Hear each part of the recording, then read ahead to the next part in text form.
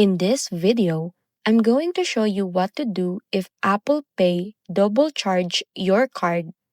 First, check your wallet app and your bank or card account to confirm that two separate charges were actually posted. Sometimes, pending transactions appear twice, but only one will finalize once the merchant completes processing. Next, contact the merchant to verify the charges and request a refund for duplicate transaction if it was an error on their end.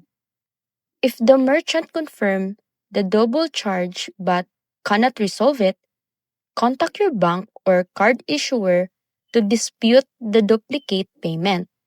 Provide transaction details, including date, amount, and merchant name, along with any confirmation from Apple Pay or the merchant.